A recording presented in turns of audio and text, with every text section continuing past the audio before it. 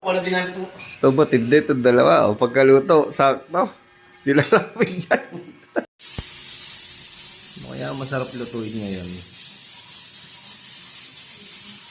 Sigurado alam nyo na to. Galit na siya. Pero saglit lang naman natin papakuloan. Kasi maganda yung karne na niluluto natin. Bata pa siya. Mga 30 minutes pwede naman. Yan, napasobra yung papalambot natin ng karne ng kambing. Naiwalay na sa buto yung laman niya. Lagot tayo nito.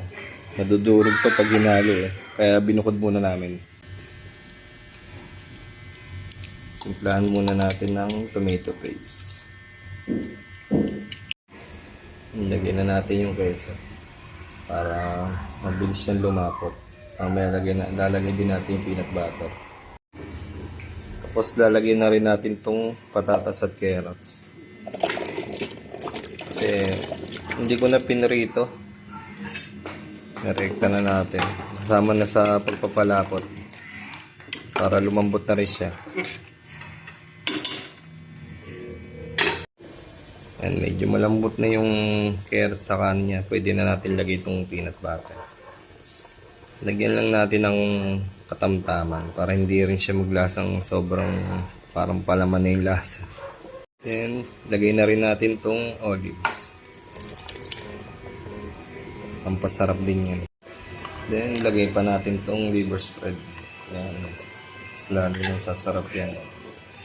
Siyempre, ito magpapasarap yan. Yung sili. Masarap kasi talaga sa kaldereta yung may anghang.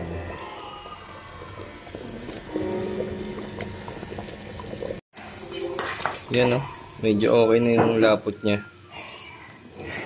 Yan ang gusto ko sa kaldereta. Yung malapot. Sigurado mapaparami na naman kanin natin ito. Lagay na natin tong red bell pepper. Masarap kasi nung medyo malutong siya. Para hindi siya ma-overcook. Wala din namin po. Ito ba, hindi ito dalawa. O pagkaluto, sakto. Sila lang dyan.